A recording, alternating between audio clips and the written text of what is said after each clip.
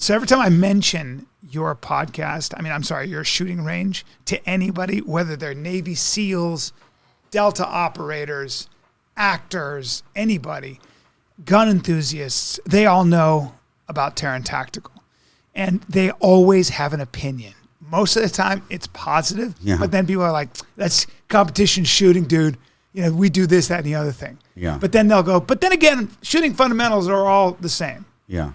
But I was telling you before we started recording this, we should get into, first of all, your credentials. Okay. And because I think you were the best shooter in the world when it comes to 3-gun shooting, tactical shotgun, assault rifle, if that's the word for it, rifle. AR-15 type. AR-15 type. Yeah. And 9mm or handgun. 40 cal at first, 40 cal at first. Yeah. And for 15 years, you were the best in the world?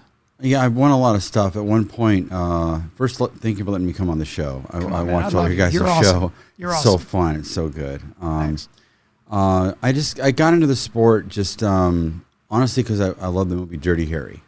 My brother and I watched it in the 70s. Everybody watched Star Wars. We like the Dirty Harry. We like both. But me too, though. I was a Dirty Harry guy. I wasn't a Star Wars guy. And there's lightsabers. There's this famous scene in Magnum Force where Dirty Harry has a little competition he's won for years, this title, and he has to shoot it out with David Soul Hutch, whatever, from Starsky and Hutch with his python. And he loses there, whatever. And I just love the Hogan's Alley, the combat shooting, and then just obviously action movies.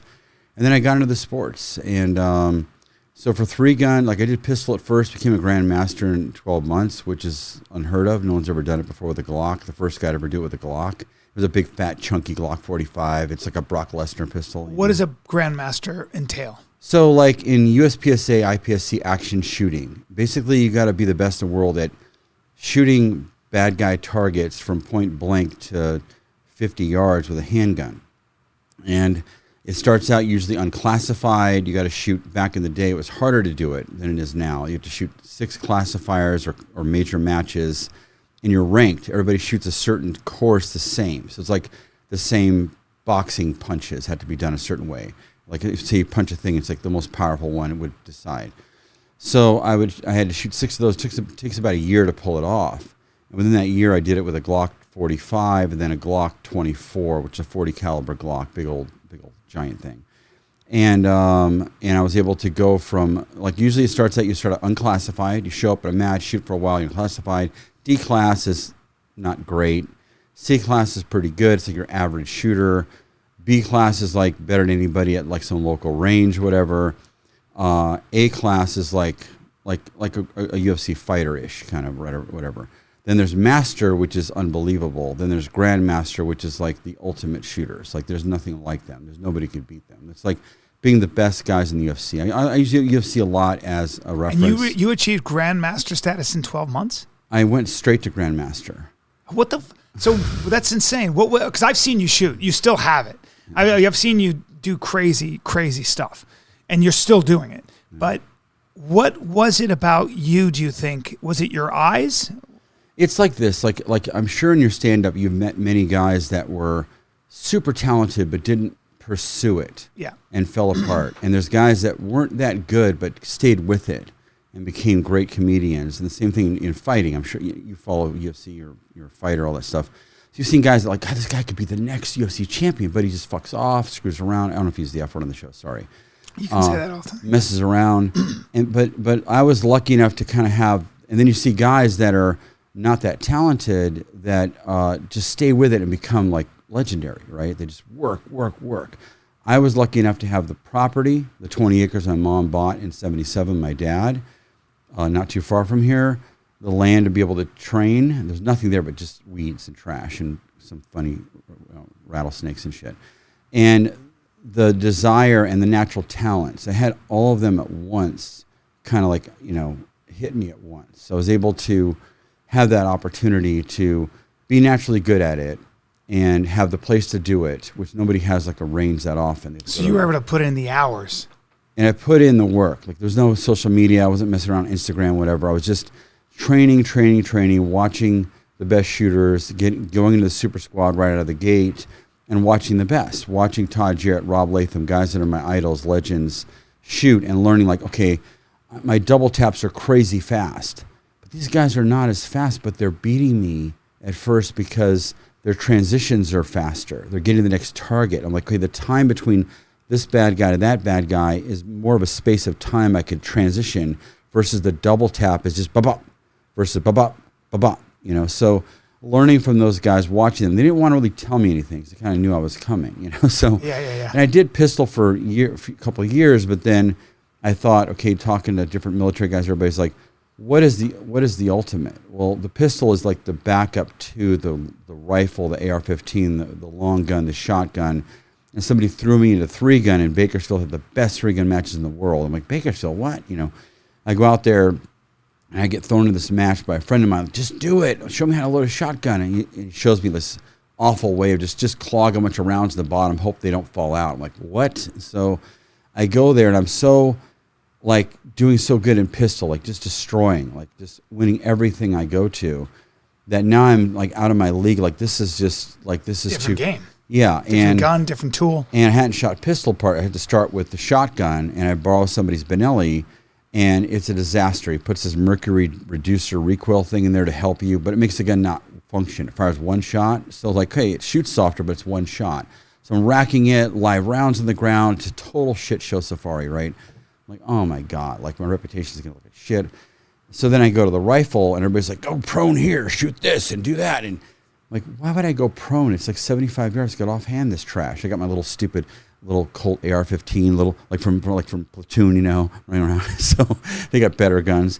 I just shoot it all offhand like a maniac, and I hit everything. Like, what are you doing? And the best time was like 45 seconds. I did it in 15, right? But I'm like, I shot some hostages. They had these hostages going like this. Like, I can't time this. I got to shoot them on the head. Right? Now I get to pistol. I'm so pissed. I'm like, oh my God, why am I here? You idiot! You brought me here like a jerk, you know. So I go to the pistol, and one thing about me, when I get kind of mad, I shoot better, which I don't want to have that happen, but it's weird. So I shoot pistol like a maniac, right? Just out of control. But I hit everything, which is like I'm on the ragged edge. I'm like, I'm gonna come in like 50th. I'm embarrassed. The results come out. I'm like second from the bottom on shotgun on all the stages. Like horrible. Like I borrowed a guy's Remington at one point. I go to this guy, go, what ammo do I need to work this gun? He's like, this stuff, it's super hot. I'm like, is that good? Yeah, it'll make sure the targets go down. I'm like, okay. I go to, these freaking steel targets are flying back like in Commando. These guys are flying by the trees. Like, I'm like, what the hell? And I'm just knocking my fillings out of my mouth. I'm like, you guys are idiots. And so match is over. The results come out, and I win the whole thing. Wow, just because of your pistol. The pistol and the rifle was so nuts that I absorbed. So the rifle, you had a natural... yeah, because it's just there isn't much of loading involved. Because loading a shotgun is like, at first you're like, what? You know, how do I do this fast? This is just not fast, you know. So I go home, and I just sold my Benelli to this dumb friend of mine, the Welcher. I'm like, I want my Benelli back. The Remington sucks. I get the Benelli. I start messing around. Like back in those days, back in them days, they had a Choate 6-shot shell holder. It was like military law enforcement thing. Like, well, the gun holds 8. You can only hold 8. That's the rules, whatever. It's a short shotgun. I'm going to cut this thing to 4. So show up at the next match. I want to beat these guys. It's Ted Conway and so the guy, John Cook. They're fucking really good, right? They're so good. Older guys. They're just accurate as shit. And their shotgun, I'm watching them. They're fast as shit. But they'll miss now and then. They just go, loading. But they'll load a bunch of extra rounds. I'm like, I want to mathematically figure this shit out. I want to load exactly enough, because every round you put in is like almost half a second of time loss back in them days. So I'm watching them. I go back to that match for the local matches, not the big one. I just won. I won the big one out of the gate. I'm like, this is crazy. So I go there, and back then I was terrible, like 40 seconds behind these guys. Like, I'm never going to catch them. I start cutting these caddies down to 4 shots. I get there like, what the hell that shit? 4 shots, you dumb shit. You LA trash. That shit 4. You got 6. 6 is better than 4. I go, a gun holds 8. So I want to grab 4 and 4. What do you mean? I don't want to grab into a pile of 6 and grab 5 or 3. You want to know you got 4. You want to know you got 4. I want to go to the bottom and get 4. You're just an idiot. So I go to shoot, and I'm like only 5 seconds behind them the next match. But I beat them on the other stuff, right? Rifle, I start figuring that shit out. It's a whole other story. So then in the next match, now I'm beating them. Then I'm like 10 seconds ahead. Then I go to the nationals, start winning everything, and just I started figuring all this shit out. Then the company started copying my caddies. The company that I tore up starts coming out with the choke 4-shot caddies. I'm like, you dicks, where's my royalty? I'm getting nothing. Yeah. So you became that you kind of reigned for 15 years as the best 3-gun shooter, at least, right? Yeah, in tactical division, and there's an unlimited division. There's 2 divisions. Tactical is more realistic. You're moving. Well, the guns are set up more realistic. Yeah. So in unlimited, like anything goes. Full-on race gun, 30-round mag hanging out the bottom, a giant scope on top, a giant compensator. A gun you can never really carry realistically. It's a giant thing. The shotgun's got a tube longer than your whole body you could pole vault off of. On the shotgun, you're loading these crazy caddy things that are flying off your body when running around. And then the rifle's got optics everywhere. Crazy. It's just giant, heavy, but it's like ultimate, like it's like a crazy. It's like a muscle car. Or something, like where you put it's like one of those super crazy cars. So it's not realistic. The tactical division is one optic allowed on your rifle. The rifle is a very realistic rifle, like a total military rifle, right? A compensator, whatever. Totally something you really use for all around everything. Shotgun is an 8-shot Benelli, like a totally home defense shotgun. Nothing crazy about it. Pistol's just no compensator, no crazy optics, no big magazine, like a real gun. So I like that better. But I got super lucky at the Fort Benning. So I started doing Fort Benning. And I wasn't in great shape, never like you guys, right? I was in great shape for a while until I got on antibiotics, got fat and stupid. But I was still able to win. So I go to this match at Fort Benning, which was more like way more physical. I'm like, I'm just better at the regular matches. But somehow my shooting, I was able to outshoot the guys with, I wasn't able to run quite as quick to certain spots, whatever, but just having the mindset. So I go there, and I'd already won it like 3 times in a row. So I'm on this winning streak for like 10, 12 years. Like, it's just a given, right? Well, these idiots changed the rules out really like, I'm going to do what I did last year. All these little rules like, now we're going to tell you the shotgun can't hold, the tube can only hold 8 total. Before it was start with 8, but it could hold an extra round. Everybody had one extra like extension in the tube to like a little bit of room to give you one more round if you want to just throw it in there. So we all did that. So I get there, I'm already off to winning. I'm like, this is like nothing. It's like Chuck Liddell back in the days, beat everybody up, nobody cares. So like partway through, I haven't shot shotgun yet. I get on the stage, and this guy comes up, who's actually my competitor, but he's also the match director, right? He's like, Taran. I'm like, what? He's like, does your shotgun hold 9 instead of 8? Yeah, all of ours do. Kurt, what's your problem? He's like, okay, you're an open division. So now I'm in a bicycle competition. Now I'm put in a motorcycle race, right, in the middle of the match. Right. Like, what are you talking about? He's like, we changed the rules. It has to be a plugged 8-round capacity. You can't have the ability to start with 8 and throw one more. I'm like, are you joking? Haven't you shot shotgun yet? And everybody's running and plugging their guns. They hear this, right? Because everybody's like, with the cameras are on. There's a TV show watching called Shooting USA. It's a really great show. And I'm like, are you like... So I haven't even shot shotgun. I just shot a couple pistol stage rifle. He's like, done, you're an open. So now I got to shoot against Jerry Mikulak, who's a super legend, Todd Jarrett, Chris Tilley, Michael Voigt. These are freaking raging open shooters. All they do is open. That's all they do. They got mag-fed shotguns. But I got an 8-shot shotgun to load by hand. They've got 30-round drums, right? Jesus. So I'm like, okay, great. My winning streak of 3 or 4 years is done. I'm just going to be like top 10 in stupid open. And again, I get like super pissed. The stage is 31 rounds. This old guy's got a 31-round shotgun, a big giant drum tube, like he's like Bonnie and Clyde, going through, and doesn't have to load. I got to load like a million. I got 8 rounds. I got to load the 30 rounds. Like, He ends up missing the last shot. Pulls his drum out, loads. Like, I have nothing to lose. I don't give a fuck. I'm gonna go nuts, right? I go crazy. Perfect run. I win the stage, right? The next 3 days, I'm shooting the match. It's like, I don't give a shit. So I'm shooting better than normal because I don't care. I got nothing to lose. I'm going to come in 10th. Who gives a shit? My winning streak is ruined. The last stage is coming. It's all this wacky shit. You got to go down slides. You're in boats, paddling and shooting. Super physical. Barbed wire bullshit. I'm a big fat slob getting stuck in barbed wire, but I somehow am doing good, right? So the last stage, this friend of mine, this guy Tony Holmes, is going to go shoot. And you're like, it's like you parachuted. There's a 150-pound dummy. So he goes to pull a parachute off, and the parachute thing grabs his gun. It flies to the ground. He's disqualified. You drop a gun, you're disqualified. In our sports, it's been very safe. There's been nobody really hurt too bad in the sports. Like one guy's foot.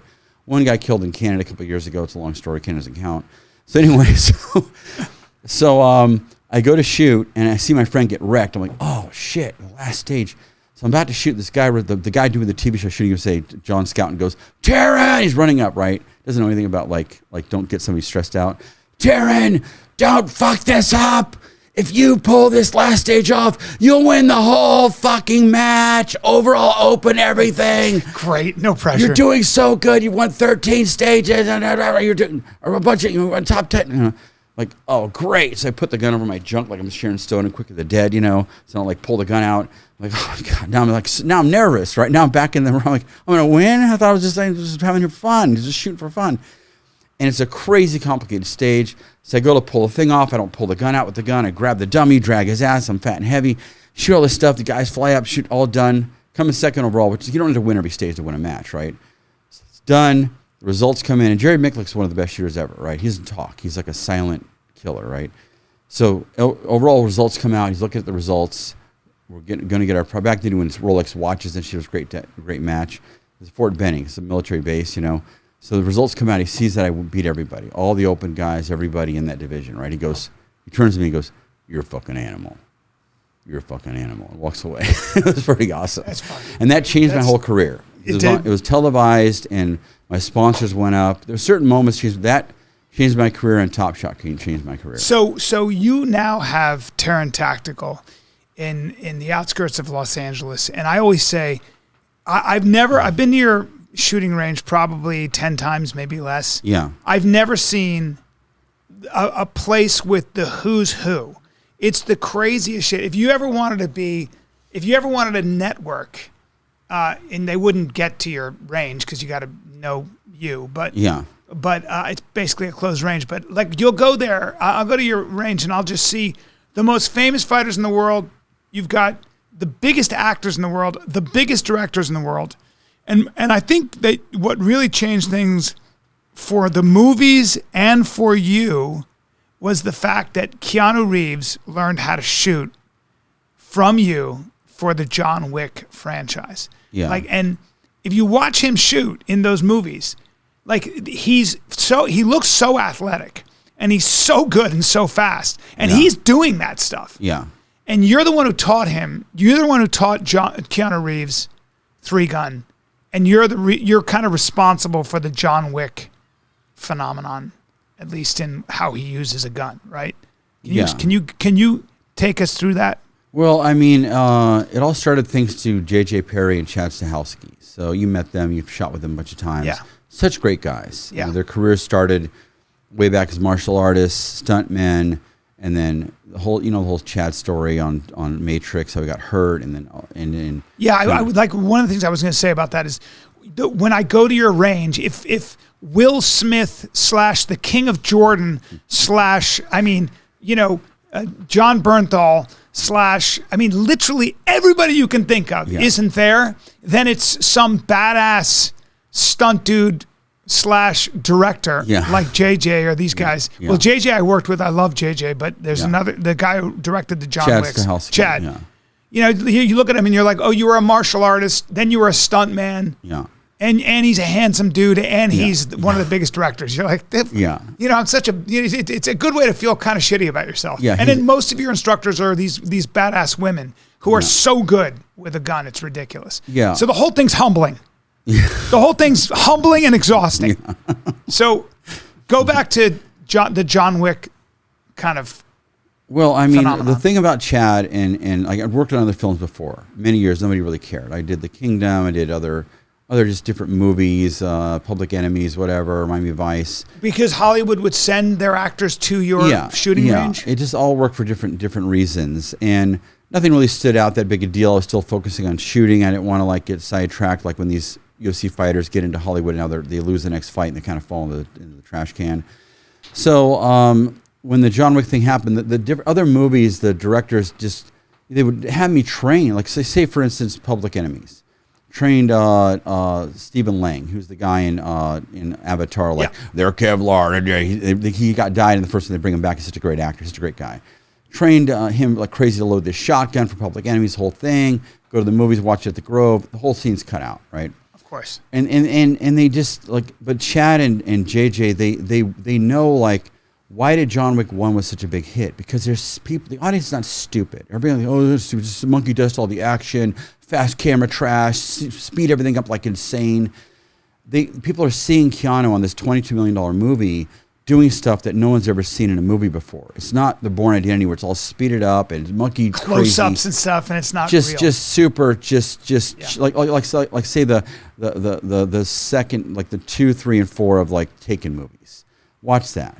It's horrific. Yes. I mean, I love Liam Neeson's acting and all that, but it's horrific. Jumping a Fence was 48 cut edits, you know, like, or just the gun stuff is just lunacy. So that's a lot of movies, like so many movies, and people can see like he's really doing. This is him, and when a stuntman shows up, you see it. I don't care what deep fakes you have, whatever you got going on. People know when a stunt person shows up in a movie. The body is different, everything, and Keanu has to do it sometimes when a car hits him. I'm not going to kill the actor, right? Or a massive fall, but 90%, 99% of shit, he's doing it. So he's loading the gun, he's cocking the gun, he's doing all the gun shooting stuff, the gun, all the gun stuff he does. The only time he's not doing a stunt is probably a car hitting him when it's Jackson Spidell, or going down the stairs. That is Vincent. I was in France. I watched I mean, that. you could see that, but I will say this about John Wick. It was the first time I kind of thought of guns, shotguns, AR-15s, and pistols. It was the first time I saw it as a martial art, because it is a martial art. Yeah. Because like the gun looked like an extension of his body, and I've never seen that in a movie. In other movies, you see the actors are scared of the gun. Oh, he's a DOD, it's the Department of, he's the ultimate badass. And you see Seagal shooting the gun over his head, weirdo stuff. And he actually likes guns, but he's a terrific shooter, horrible. So people can see that. Like when someone's a real fighter, they see Bruce Lee can really beat your ass, or Statham's a pretty good fighter, things like that. So those directors knew that. That's why in every movie, like, it changed me as a trainer, because in other movies, like, oh, show them how to do a reload, they cut it all out. The gun just goes, they just tap the bottom of the gun, it's loaded. It's ridiculous. So Chad would push me as a trainer so hard that I would come up with, like, it's progressing with my shooting career, which was kind of like perfect timing. So in John Wick 2, when I got on board, he's loading the shotgun, which was winning in competition at the time, which is tactical, more realistic. But John Wick 3, we want up. Every movie you want to go upward. You want to go backward, do something stupider. So Chad's like, what are you doing now in 3 again? Well, we're doing quad loading. And he's like, well, is that, let's do that. So training Keanu. That took time. That was hard. What's quad loading? Quad loading is you got a shotgun, a Benelli shotgun. Yeah. It's a mag tube shotgun. So it's not a mag fed like a John Wick 4.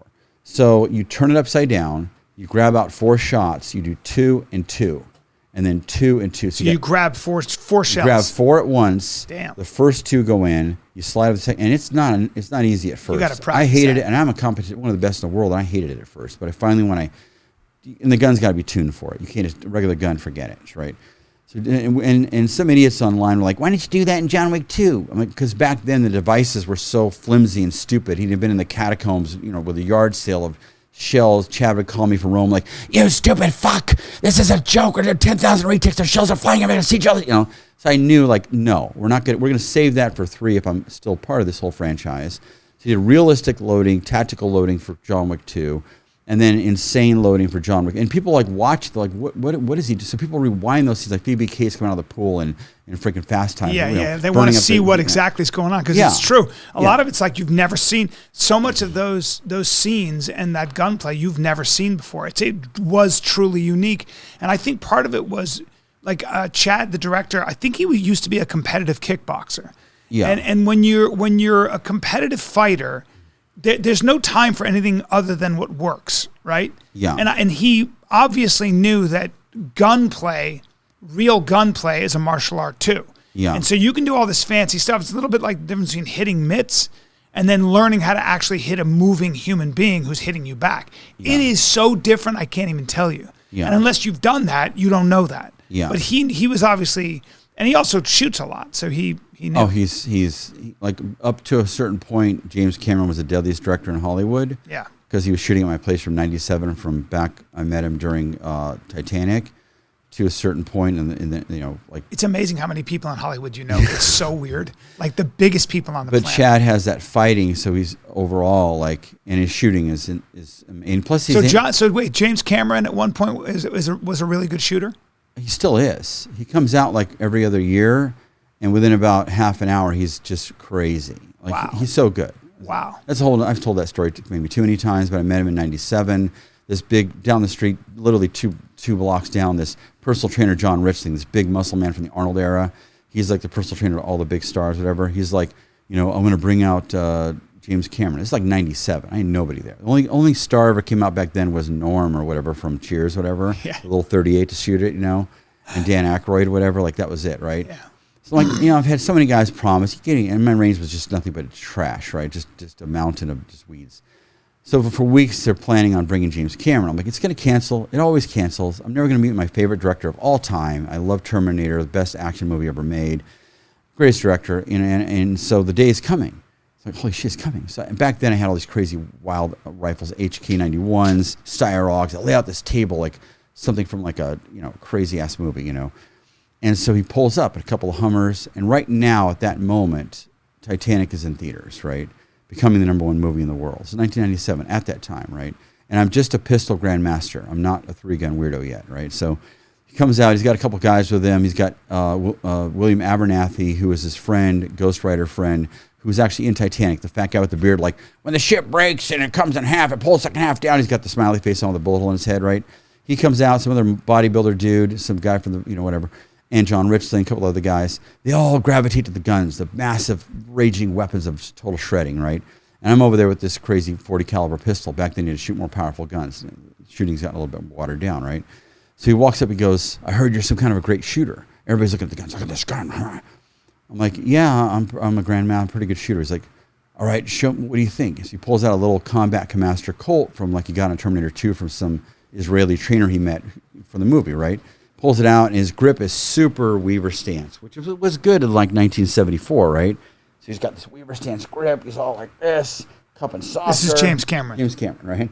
And I'm kind of like in shock because starstruck. Yeah, but I didn't let it get to me yet, so at all. So try not to. So I start fixing his grip. No more cup and saucer trash. Getting him in the right grip, and then he goes, enough, and he like yells at me. I'm like, what? He goes, before I change all my shit that I've done for 20 years, let me see if you can shoot. And it's a smart thing to say, right? Yeah, he wants to know if you can shoot. Yeah. Wow. So. Oh shit. It's like going to some guy, some dojo. Like, let's see if you can at least fight. Yeah. And push the bag. So, like, oh man. And I've got this crazy holster on called the Limcat, where the gun looks like it's suspended in space back then. I'm a little more realistic now. And these targets are all lined up, like A zones and everything. Literally, Jesus Christ came down like, Taran, I'm gonna help you. Through my back, and I just go, just shred them, like insane. Holster like RoboCop. He's like, holy shit, though. Did you guys see that shit? It's all the A things, the alphas. Holy shit. Holy fuck. Okay, what do I got to do? Show me the grip. Show me.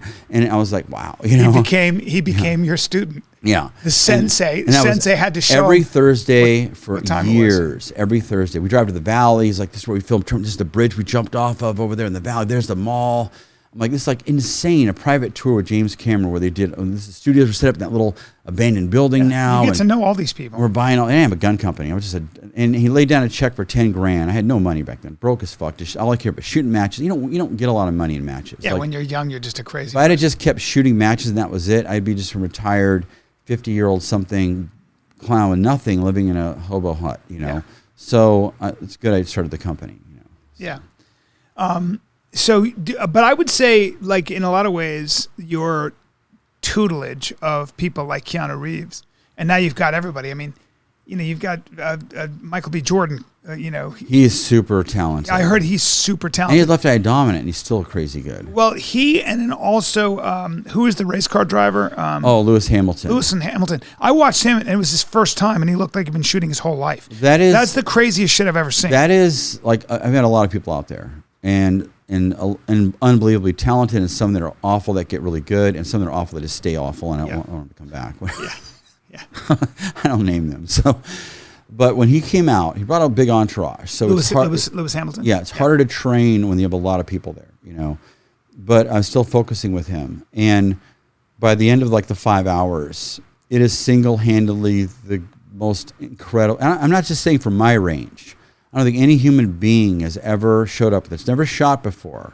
And I called him later going like, come on, you shot something, you He's like, no, I shot some gun in the snow once into the side of a mountain or something. I'm like, so how? Like, because I watched that video. I've never seen anything like it. I have a new remastered version I'm going to put out of it where it's unbelievable. Well, I think a lot of it is his reaction time, because as the best race car driver in the world, his eye and his reaction time has to be on a different level. So in a way, he's been practicing shooting on the highest level possible, but it's until you see him with that tool. One thing I learned a long time ago when I was coming up and shooting, one of my mentors, I think it was a guy named Dave Savigny, great shooter, unbelievable shooter, right?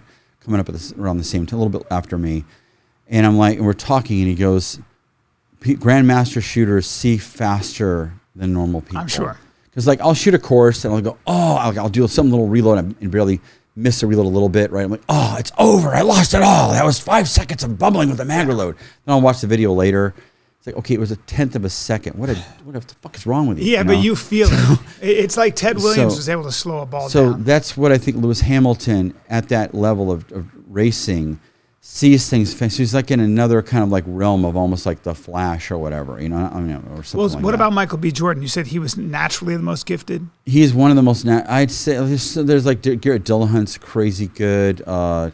Honestly, Will Smith is insane. He was just there, and what's great about him, he comes out with his son Trey, and it's like I do this whole Gemini Man thing with them. It's a joke, like the third time now, where it's like the young, the old versus, and there's always that thing with the wisdom versus the young. And you have them. Oh, they're competing. They're like the banter. If it was on camera, it'd be the best reality show ever. It's so freaking funny. They're so funny, and yet they really are competing against each other. They're not just totally laying up, whatever.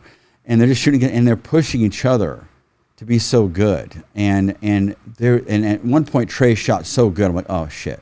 Will's not going to catch this, Bad Boys. And then you remember he's Will Smith. It's over, And he comes out and he does this whole. He's so funny on the range. He's such a character, and he does a couple runs, and then he ends up catching his time. I'm like, damn, he got him, Yeah. And then they're pushing each other's to the level versus training by yourself. One guy, do this better, hold a gun. But when you have a little bit of competition, it pushes. Where it pushes the person, and Will's really good. Yeah, there's a lot though. There's a lot that are super. There's a lot of people that shoot that aren't on social media that don't post. You won't even believe the people that come out there, like that secretly want to keep it behind the scenes. Oh, I know. It's pretty wild. I know. No, you literally have the most famous people in the world coming all the way out to you. So that's a huge thing to have built, because you had an impact on how movies are made, and you had an impact on how movies will continue to be made. Because what you did, whether you knew it or not, was through your time with Keanu Reeves and teaching him how to become an actually good shooter. Once you see that, you can't make a movie now where the person doesn't know how to shoot. If you make a movie now and it's an action movie and the person doesn't know how to shoot as well as Keanu Reeves, the audience is gonna go, I don't believe it, or that sucks. And so you raised the bar and probably caused a major problem, which is also probably why you're so busy. Guys, if you like this episode, all you got to do is click this link somewhere over here, and it'll take you over to Mug Club, where you can watch the rest of the episode. You can also watch a bunch of other content, namely Louder with Crowder, Steven Crowder.